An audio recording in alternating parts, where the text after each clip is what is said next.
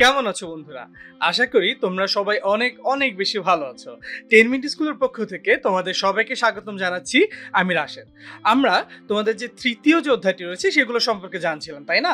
আমি তোমাদেরকে তোমাদের তৃতীয় অধ্যায় অর্থাৎ মানচিত্রের পঠন ও ব্যবহার, এই যে অধ্যায়টি রয়েছে সেই অধ্যায়ের বিভিন্ন টপিক যেমন মানচিত্র কি সে সম্পর্কে আমরা জেনেছি, মানচিত্রের গুরুত্ব, মানচিত্র কেন আমরা ব্যবহার করি, কোথায় আমরা ব্যবহার করি, মানচিত্রের স্কেল নামক একটি ব্যাপার আমরা খেয়াল করেছি। সেই স্কেল আসলে কি, মানচিত্রের স্কেল নির্দেশের পদ্ধতিগুলো আসলে কি কি, তারপর হচ্ছে মানচিত্র কত ধরনের হতে পারে। আমরা অনেক ধরনের মানচিত্র দেখেছি, তাই না? আমরা এতগুলো ভিডিও জুড়ে আমরা মানচিত্রের ভাষা বোঝার চেষ্টা করেছি। আমরা আগেই বলেছিলাম মানচিত্রে আমরা বিভিন্ন ধরনের রং, বিভিন্ন ধরনের রেখা, বিভিন্ন ধরনের হচ্ছে সংকেত ব্যবহার করি, যেগুলোকে আমরা মানচিত্রের ভাষা ব্যবহার করছি। তো আজকের ক্লাসে আমরা যে টপিকটি নিয়ে আলোচনা করব সেটি হচ্ছে মানচিত্রের তথ্য ও উপাত্ত উপস্থাপনের নিয়মাবলী। তাহলে বন্ধুরা, আমরা আজকে পুরো ভিডিও জুড়ে মানচিত্রের তথ্য উপাত্ত কিভাবে উপস্থাপন করতে হয় সেই সংক্রান্ত যে নিয়মাবলীগুলো আছে সেই নিয়মগুলো সম্পর্কে আজকে আমরা আলোচনা করব। তাহলে চলো বন্ধুরা, টপিক সম্পর্কে আমরা আলোচনা শুরু করা যাক। এখন দেখো, মানচিত্রে তথ্য উপস্থাপনের নিয়মাবলীগুলো। মানচিত্র যখন তৈরি করি, আমরা আসলে র্যান্ডমলি একটা মানচিত্র তৈরি করে ফেললাম, মানে পৃথিবীকে বা পৃথিবীর কোনো অংশকে আমরা সমতল কাগজের উপরে অঙ্কন করে ফেললাম এবং অঙ্কন করে ফেললে আসলে সেটা মানচিত্র হয়ে যায়, ব্যাপারটি আসলে তা না। একটা চিত্রকে আমরা মানচিত্র বলার জন্যে সেটি আসলে বেশ কিছু ব্যাপার দরকার আছে, ঠিক আছে? সেখানে বেশ কিছু নিয়ম আমাদের মেনে চলতে হয়। আমি শুধুমাত্র যদি কোনো এলাকার সীমানা একই বলে দিলাম যে এটি মানচিত্র, তাহলে কিন্তু হবে না। মানচিত্র আঁকার জন্য কতগুলো নিয়ম আছে এবং সেই নিয়মগুলো আমাদেরকে মেনে চলতে হয়। তো দেখো, এই মানচিত্র গঠন করা, স্থানীয় বৈচিত্র্য সূচক যে বিভিন্ন মানচিত্র গঠন করা, সেই মানচিত্র গঠন করা ভূগোল শাস্ত্রের খুবই প্রধান এবং প্রয়োজনীয় একটা বিষয়। তোমরা জানো যে এই মানচিত্র অঙ্কনের একটা প্রক্রিয়া থেকেই কিন্তু পরবর্তীতে এই ভূগোলের জন্ম হয়েছিল। আমরা যখন ভূগোলের ইতিহাস পড়েছি, আমরা যখন মানচিত্রের ইতিহাস সম্পর্কে জেনেছিলাম, তখনও কিন্তু তোমাদেরকে এটি বলেছিলাম।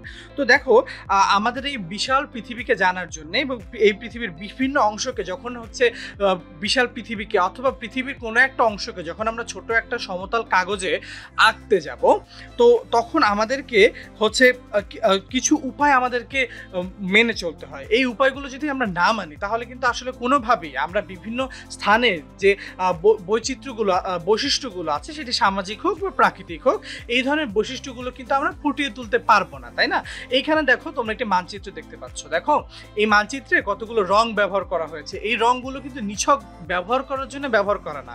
এই রংগুলো এক একটি রং এক একটি অর্থ প্রকাশ করে। আজকে ভিডিও জুড়ে আমরা সেগুলো নিয়ে আলোচনা করব, যে মানচিত্রে আঁকার সময় আমাদের কি কি নিয়ম মেনে চলতে হবে, সেই নিয়মগুলো সম্পর্কে কি করব, আমরা আলোচনা করব।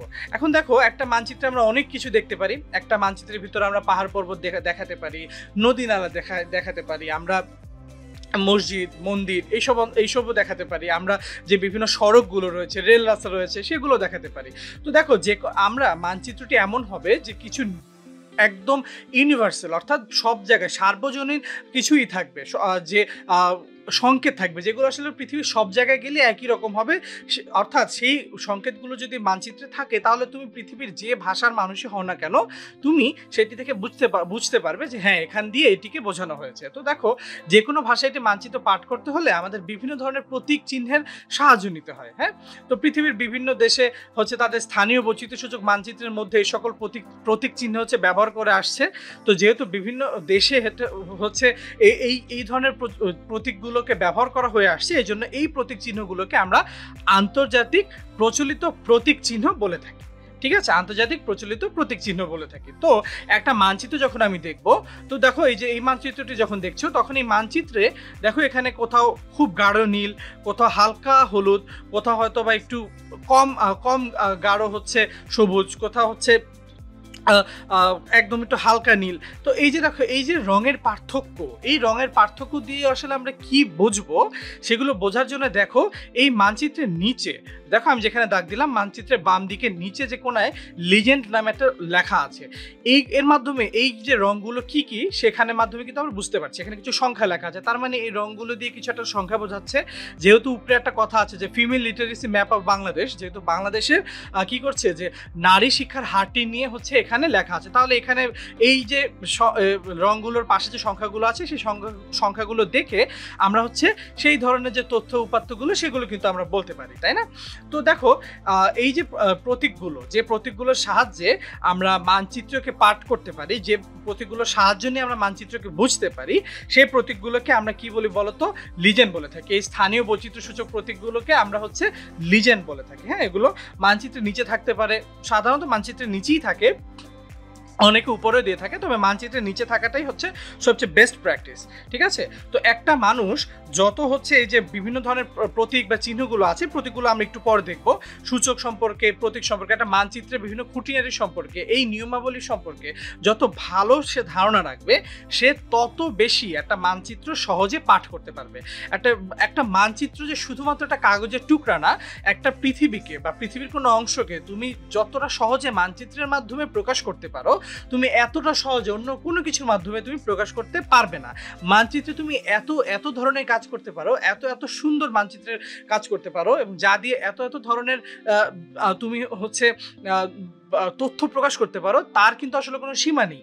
তো তুমি মানচিত্র যখন পড়বে বা মানচিত্র যখন দেখবে, সেটিকে যখন ব্যাখ্যা করতে যাবে, সেই ব্যাখ্যা করতে গেলে তুমি হোক বা যে কোনো যে মানুষের হোক, তার সেই সাধারণ জ্ঞানটুকু থাকা দরকার যে মানচিত্রে কোন জিনিসটি কি বোঝাচ্ছে। হ্যাঁ, তো এই জিনিসটি বোঝার জন্য তোমাদেরকে এই মানচিত্রের তথ্য উপস্থাপনের নিয়মাবলীগুলো মেনে চলতে হবে।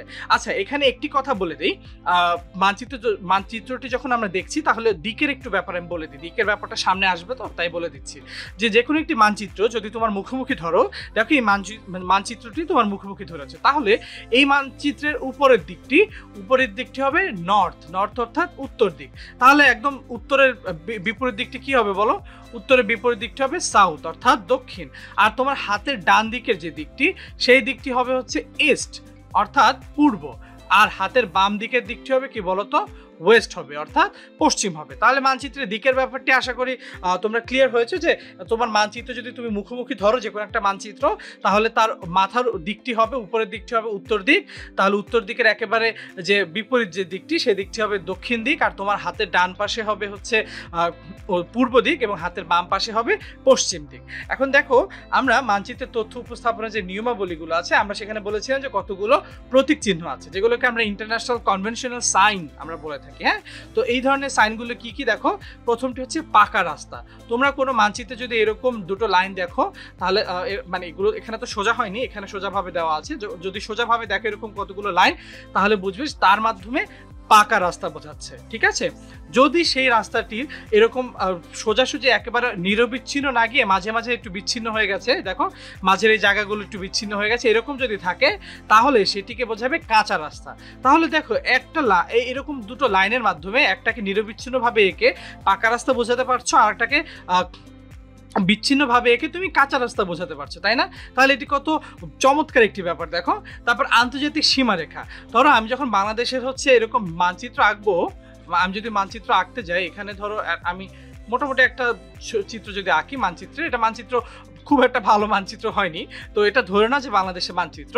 তো বাংলাদেশের এই আশেপাশে ইন্ডিয়া রয়েছে, মায়ানমার রয়েছে, ঠিক আছে? তো এই যে অঞ্চলগুলো একদম এই যে চারপাশে দেখতে পাচ্ছি, এগুলো তো সীমান্তবর্তী এরিয়া, তাই না? সীমান্তবর্তী অঞ্চল। এখন এই সীমান্তবর্তী অঞ্চলে যখন আমি মানচিত্রে দিব, তখন এই অঞ্চলের চারপাশে তখন হচ্ছে আমাকে এই ধরনের একটা রেখা টানতে হবে, যে দেখো একবার সোজা, তারপর একটা ডট, আবার সোজা, আবার ডট, আবার সোজা, এইভাবে আমরা লাইন টানবো। তখন তাহলে বুঝবো কি ওগুলো হচ্ছে আন্তর্জাতিক সীমারেখা। ঠিক আছে? যে ওই পাশে অন্য একটি দেশ রয়েছে, তাহলে এগুলো হচ্ছে আন্তর্জাতিক সীমারেখা।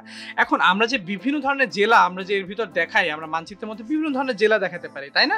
তো যখন এরকম বিভিন্ন ধরনের জেলা দেখাই, তখন হচ্ছে আমাদের এই ধরনের একটি রেখা টানতে হবে। দেখো কিভাবে, আগে একটি লাইন, তারপর হচ্ছে দুটো ডট, তারপর আবার একটি লাইন, তারপর আবার দুটো ডট, তারপর আবার একটি লাইন। তাহলে এরকম যদি লাইন থাকে, তাহলে বুঝবো এটা দিয়ে কি জেলার সীমানাটি বোঝানো হচ্ছে। পরবর্তীতে দেখো, আমরা রেল লাইন দেখতে পারি, ব্রড গেজ রেল লাইন দেখি, মিটার গেজ দেখি, ডুয়েল গেজ দেখি। তো যদি এই ধরনের উপরে প্রথম ধরনের যদি লাইন থাকে তাহলে বুঝবো সেটি দিয়ে কি বোঝানো হচ্ছে বলতো, ব্রড গেজ। আর যদি এই ধরনের থাকে তাহলে বুঝবো হচ্ছে ডুয়েল গেজ। আর যদি এইরকম থাকে তাহলে হচ্ছে মিটার গেজ রেল লাইন বোঝাবে। হ্যাঁ, আর এখন জলাভূমি যদি থাকে তাহলে কিভাবে থাকবে, এরকম যদি একটা থাকে তাহলে বুঝবো সেগুলো দিয়ে কি বোঝানো হচ্ছে, জলাভূমি বোঝানো হচ্ছে। আর এটি দিয়ে বোঝানো হচ্ছে কি, নদী। হ্যাঁ, নদী দিয়ে, নদী তুমি যতই দেখবে যে নদীগুলো কিন্তু এই যে এরকম রেখার মতো দুইটা রেখা, আঁকা বাঁকা রেখাগুলো দিয়ে কিন্তু কি করা হয়, নদীগুলোকে চিহ্নিত করা হয়। হ্যাঁ, তো সাধারণত নদীগুলোর রঙগুলো সাধারণত হালকা নীল এইরকম কালার রঙে দেওয়া হয়ে থাকে। হ্রদ যদি থাকে, দেখো জলাভূমি আর হ্রদের ভিতর কিন্তু পার্থক্য করেছে খুব সুন্দরভাবে। এই হ্রদের ভিতর কিন্তু দেখো যে জলাভূমির ভিতর তো হালকা হালকা ভিতর ঢেউ করে দিয়েছে, যে ঢেউগুলো করে দিয়েছে বিচ্ছিন্ন বিচ্ছিন্ন কতগুলো দাগ দিয়ে, কিন্তু জলাভূমিতে কিন্তু সেটি করেনি। তাহলে দেখতেই পাচ্ছ প্রচলিত চিহ্নসমূহের যে মধ্যকার যে পার্থক্য। পরবর্তীতে গ্রাম বা বসতি যদি বোঝায়, আমি মানচিত্রে যদি বোঝাই যে হ্যাঁ আমার এই জায়গাটিতে কোনো একটা বসতি আছে বা এই জায়গাটিতে কোনো হচ্ছে একটা বিল্ডিং আছে বা কিছু আছে, তাহলে তখন এই ধরনের চিহ্নগুলো তুমি ব্যবহার করতে পারো। হ্যাঁ, তোমার হচ্ছে বিল্ডিং এর যে আকৃতি তুমি সেই আকৃতি হিসাবে দিতে পারো। যেমন আমি যদি আমাদের জাহাঙ্গীরনগর ইউনিভার্সিটি একটি হলের কথা বলি, সেটি অনেকটা প্রজাপতির মতো দেখতে, ঠিক আছে, যে অনেকটা হচ্ছে এরকম দেখো। তাহলে আমরা একবার কি করেছিলাম জানো, একবার হচ্ছে আমরা মানচিত্র তৈরি করেছিলাম জাহাঙ্গীরনগরে, তখন কিন্তু আমরা এই যে বিল্ডিংগুলো হলগুলো যেরকম আছে উপরে থেকে আমরা কিন্তু এরকম আকৃতি রেখেছিলাম। তাহলে দেখো এরকম যদি থাকে তখন আমরা হচ্ছে কি দিব, গ্রাম বা বসতি দিব। পরবর্তীতে মসজিদ সেটি হচ্ছে এই ধরনের চিহ্ন থাকবে মসজিদ থাকলে, আর মন্দির থাকলে এই ধরনের চিহ্ন থাকবে। হ্যাঁ, দেখো উপরে একটা চাঁদের মতো আছে, এটি থাকলে আমরা বুঝবো কি ওই জায়গাটিতে আমাদের মন্দির রয়েছে। আর যদি এরকম চিহ্নগুলো থাকে যে একটা উপরে একটা গোলের মতো থাকে, তাহলে বুঝো সেটি দিয়ে গাছ বোঝানো হচ্ছে। একদম গোল না, একটু মাথার দিকে একটু তীক্ষ্ণ আকারে থাকে। আর একটি হচ্ছে লাইট হাউস। হ্যাঁ, এটিকে কি বলে, আমরা লাইট হাউস বলে থাকে। তো এগুলো সাধারণত সাগরের আশেপাশে আমরা বেশি দেখতে পাই। বিমানবন্দর, আমরা যদি জানতে চাই যে আমরা যদি কোনো একটা ধরো বাংলাদেশের এই মানচিত্র আমরা দেখতে চাই যে এখানে কোথায় কোথায় বিমানবন্দর আছে, তাহলে আমরা সেই সব এলাকাগুলোতে এরকম এই চিহ্নটা যদি দিয়ে দিই তাহলে বুঝবো কি যে আমার এই জেলাগুলোতে বা আমার এই অঞ্চলগুলোতে কি আছে, বিমানবন্দর আছে। সেতু, কোথায় কোন সেতু গিয়েছে এটি যদি আমি দেখাতে চাই তাহলে সেতুটি আমি কিভাবে দেখাবো, মানচিত্রে। কারণ মানচিত্র তো সেতুটির মানে বিল্ডিং এর হয়তো বা আমি তার আকৃতি যেরকম, আকারটি যেরকম সেইভাবে হয়তো বা আমি একটা আউটলাইন আঁকলাম, কিন্তু সেতুর তো আসলে এইভাবে আউটলাইন আঁকা সম্ভব না। আউটলাইন আঁকা কি সম্ভব না। তাহলে সেতু যখন আঁকবো সেটি তাহলে কিভাবে আঁকবো, এরকম ভাবে সেতু আঁকবো। হ্যাঁ, এরকম দিয়ে এরকম, তারপর হচ্ছে আবার এরকম দিয়ে এরকম, হ্যাঁ এইভাবে। তো এইভাবে হচ্ছে যদি চিহ্ন থাকে তাহলে সেটিকে আমরা সেতু বলবো। ঈদগাহ, যদি এই চিহ্নটি থাকে তাহলে সেটিকে দিয়ে আমরা ঈদগাহ বুঝবো। পরবর্তী সেটা হচ্ছে শিল্প কারখানা, এটি দিয়ে আমরা বুঝবো শিল্প কারখানা। পর্বত, এরকম থাকলে আমরা বুঝবো সেটি হচ্ছে পর্বত। আর বাঁধ দিয়ে দেখো অনেকটা তোমরা কিন্তু একটু এটা রেল লাইনের সাথে বাঁধের সাথে একটা সম্পর্ক মানে গুলিয়ে ফেলতে পারো। একটা জিনিস খেয়াল রাখবে, মিটার গেজ রেল লাইন বা ডুয়েল গেজ রেল লাইনের মাঝের যে লাইনটা একটা একদম একই একটা লাইন। হ্যাঁ, একটু মোটা কিন্তু একই একটা লাইন, কিন্তু এখানে দেখো দুই পাশে দুটো লাইন রয়েছে। দেখো দুই পাশে দুটো লাইন রয়েছে। হ্যাঁ, এই ধরনের যদি থাকে তাহলে সেটা বুঝবো আমরা কি, বাঁধ। তাহলে দেখো একটা মানচিত্রে তুমি এই ধরনের প্রচলিত প্রতীকগুলোকে ব্যবহার করে তুমি কত কিছু ব্যবহার করছো। তোমার অনেক কিছু লেখা লাগছে না, তুমি না লিখে শুধুমাত্র প্রতীকগুলো দিয়ে বুঝিয়ে দিতে পারছো যে ওই জায়গাটিতে কি ধরনের ফিচার রয়েছে, বা ওই জায়গাটিতে কি ধরনের স্থাপত্য হোক বা কি ধরনের প্রাকৃতিক বৈশিষ্ট্য হোক বা কি ধরনের সামাজিক উপাদান হোক সেটি রয়েছে, সে সম্পর্কে কিন্তু তুমি জানিয়ে দিতে পারছো। তাহলে দেখো মানচিত্রে আসলে কত চমৎকার কাজ করতে আমরা পারি। পরবর্তীতে এখন আমরা যদি দেখি মানচিত্রে তথ্য উপস্থাপনের কতগুলো গুরুত্বপূর্ণ বিষয়, সেই বিষয়টি যদি দেখি, এখন দেখো এখানে লেখা আছে শিরোনাম। আমি তোমাদের এখানে একটা মানচিত্র দেখতে পাচ্ছি যেখানে লেখা literacy rate map of Bangladesh, অর্থাৎ বাংলাদেশে যে সাক্ষরতার হারের যে মানচিত্র, সেই মানচিত্রটি তুমি এখানে দেখতে পাচ্ছ। এখন এই মানচিত্রটি যখন দেখতে পাচ্ছ, দেখো তুমি এই মানচিত্রটি যদি না থাকতো, এই মানচিত্রের উপরে যদি এই লেখাটা না থাকতো যে literacy rate map of Bangladesh, তাহলে কি তুমি কিন্তু বুঝতে না, কারণ খালি রং দিয়ে আর খালি নিচে এই লিজেন্ড দিয়ে কিন্তু তুমি আসলে বুঝতে পারতে না যে এখানে কি বোঝানো হচ্ছে। কিন্তু উপরে তো একটা হেডিং দিয়ে দেওয়া আছে, তাই না, একটা শিরোনাম দেওয়া আছে। এই শিরোনামের মাধ্যমে কিন্তু তুমি বুঝতে পারছো যে এই জায়গাটিতে আসলে কি ধরনের, এইটি আসলে কি ধরনের মানচিত্র। তাই অবশ্যই যখন তুমি মানচিত্র আঁকবে তখন অবশ্যই তোমাকে কি করতে হবে, উপরে একটা শিরোনাম দিতে হবে। ঠিক আছে, এইটি কিন্তু অবশ্যই তোমাদের মাথায় রাখতে হবে। শিরোনাম ছাড়া কিন্তু মানচিত্র আঁকাটা যাবে না, কারণ মানচিত্র যদি শিরোনাম ছাড়া আঁকো তাহলে এটি কিসের মানচিত্র এঁকেছো, অনেক সময় তোমার মানচিত্র যে পাঠ করবে সে কিন্তু এটি বুঝতে পারবে না। তো আমরা এখানে একটা ম্যাপ দেখেছি, এখানে যেমন উদাহরণ দেওয়া আছে বাংলাদেশের রাজনৈতিক মানচিত্র, এরকমও হতে পারে। হ্যাঁ, তো পরবর্তীতে আমরা যদি দেখি যে দ্বিতীয় আরেকটি গুরুত্বপূর্ণ বিষয়, সেটি কি, এইটির ব্যাপারে তো তোমাদের আসলে অনেক ভালোভাবে ধারণা আছে, কি তাই না, যে একটা স্কেল, এটা এই ধরনের চিত্র আমরা কিন্তু আগেই দেখেছি। আমরা যদি আগের স্লাইডটা আরেকবার একটু যাই, দাঁড়াও আগের স্লাইডটা একটু আরেকবার যাই। হ্যাঁ, এই যে দেখো আগের স্লাইডে যখন গিয়েছি, দেখো এই নিচের কোনায় কিন্তু একটা স্কেল আছে, তাই না? এই স্কেলটি প্রত্যেকটি মানচিত্রে তোমরা এই ধরনের স্কেল কিন্তু দেখতে পাবে। এই মানচিত্রের স্কেলটি আসলে খুব গুরুত্বপূর্ণ একটি ব্যাপার। হ্যাঁ, একটা মানচিত্রকে তো তুমি আসলে পৃথিবীকে, আমাদের যে পৃথিবী রয়েছে সেই পৃথিবীকে তো তুমি পৃথিবীর একটা প্রতিচ্ছবি তুমি সমতল কাগজে ফুটিয়ে তুলছো। তো যখন তুমি এই পৃথিবীর প্রতিচ্ছবি সমতল কাগজে ফুটিয়ে তুলছো, তখন তোমাকে পৃথিবীর যে পৃথিবীতে যে দূরত্ব, সেই দূরত্বেও যেন এইখানেও আমরা পাই, অর্থাৎ এইখানের মাপলেও যাতে সেই দূরত্বের একটা আনুপাতিক সামঞ্জস্য থাকে, সেই সামঞ্জস্যটা থাকার জন্য কিন্তু আমাদের হচ্ছে এই স্কেলটি দরকার আছে। তো দেখো স্কেল আমরা দেখতে পাচ্ছি, এই ধরনের কিন্তু স্কেল আমরা অনেক দেখেছি, তাই না? আমরা বিভিন্ন ধরনের মানচিত্রের স্কেল আমরা দেখতে পাই। এই ধরনের এরকম থাকতে পারে স্কেল, এইরকম থাকতে পারে, আগে যেটা দেখেছি সেরকমও স্কেল থাকতে পারে। স্কেল বিভিন্ন রকম ভাবে আঁকতে পারো তুমি, এটা আসলে যে আঁকবে তার উপর নির্ভর করে। আর বর্তমানে তো জিআইএস নামক একটা প্রযুক্তির মাধ্যমে মানচিত্র তৈরি করা হয়। আগে যে দুটো ম্যাপ তোমাদেরকে দেখিয়েছি, সেই দুটো ম্যাপ হচ্ছে আমি জিআইএস এর মাধ্যমে সেই ম্যাপ দুটো বানিয়েছি।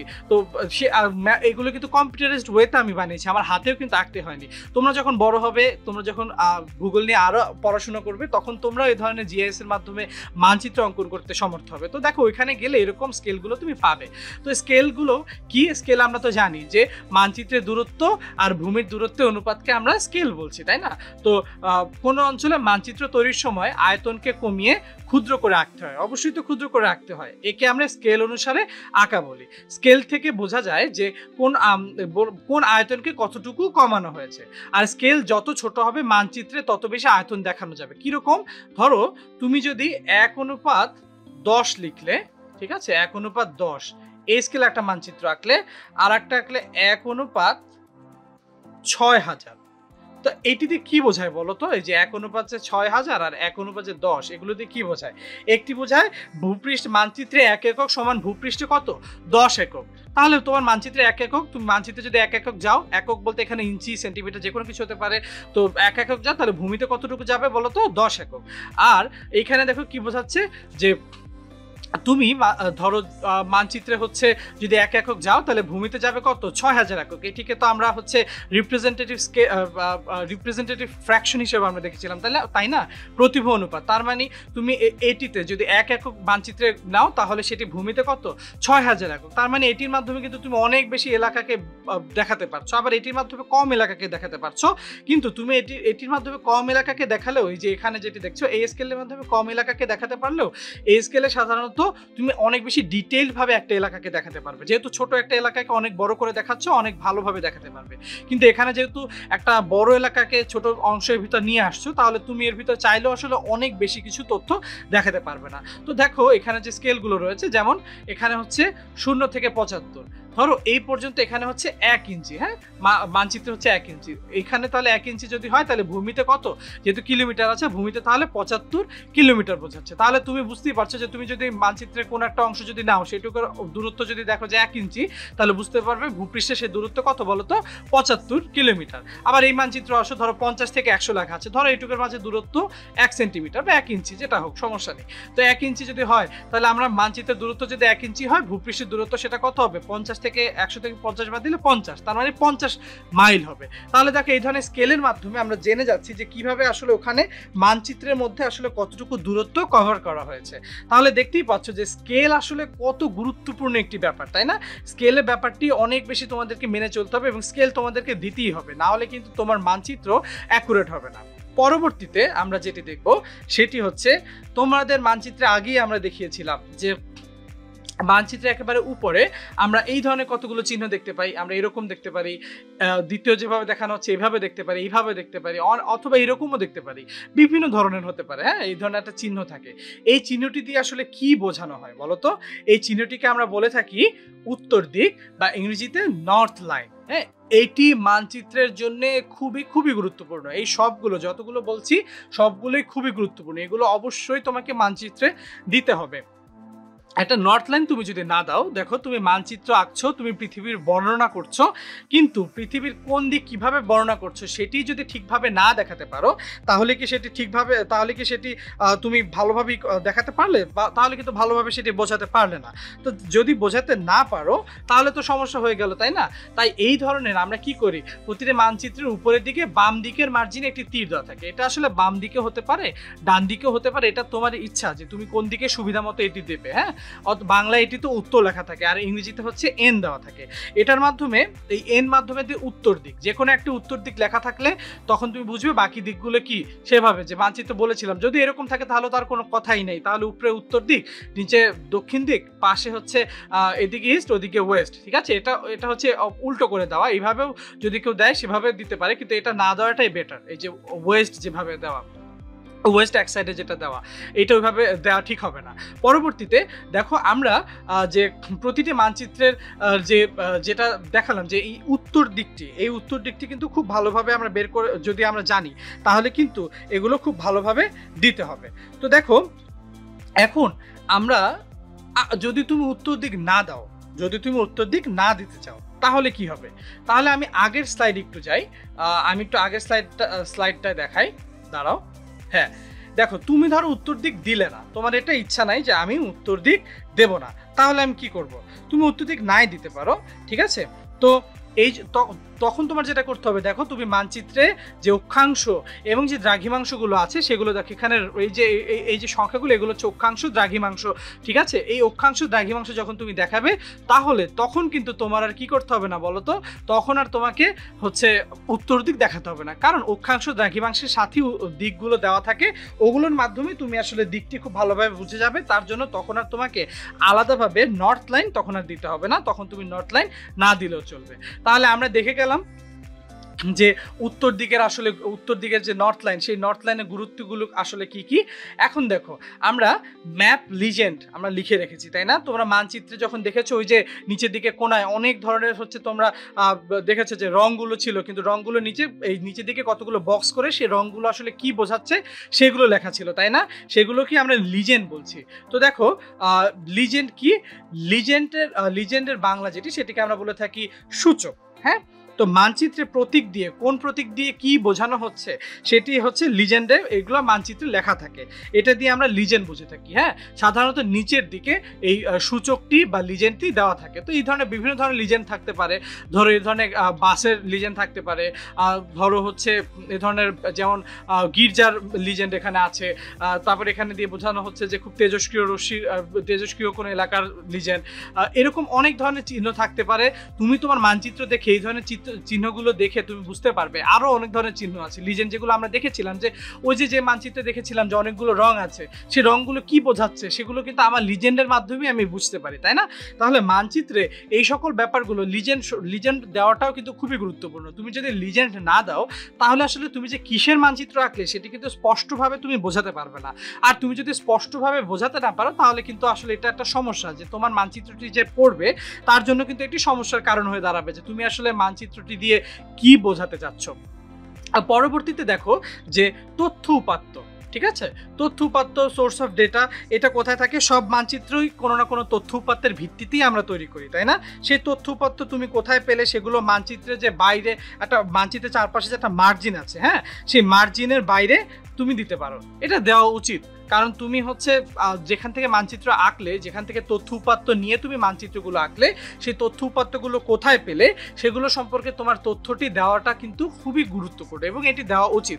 এবং আমি আশা করব যে তোমরা এই ধরনের মানচিত্র আঁকার চেষ্টা করবে, তোমরা হাতে মানচিত্র আঁকবে, একে তার উপরে একটা তোমরা বাংলাদেশের মানচিত্র আঁকবে, এটা তোমাদের একটা বাড়ির কাজের মতো। হ্যাঁ, তোমরা নিজে নিজে এটা চেষ্টা করবে, তোমরা বাংলাদেশের মানচিত্র আঁকবে, একে সেখানে আগে মানচিত্রের আউটলাইনটা আঁকো, একে উপরে একটা শিরোনাম দাও, বা যেটাকে আমরা টাইটেল বলছি, শিরোনামের পর তোমরা হচ্ছে মানচিত্রটা আঁকো, মানচিত্র তো এঁকেছো, শিরোনাম দিয়েছো, তারপর হচ্ছে উত্তর দিকটি দাও, তারপর লিজেন্ড দাও, স্কেল দাও, তারপর হচ্ছে সূচকগুলো দাও, তারপর তথ্য উপাত্ত কোথা থেকে তুমি পেলে সেগুলো দিয়ে দাও, তাহলে দেখবে তোমার কিন্তু খুবই সুন্দর একটি মানচিত্র আঁকা হয়ে গেল।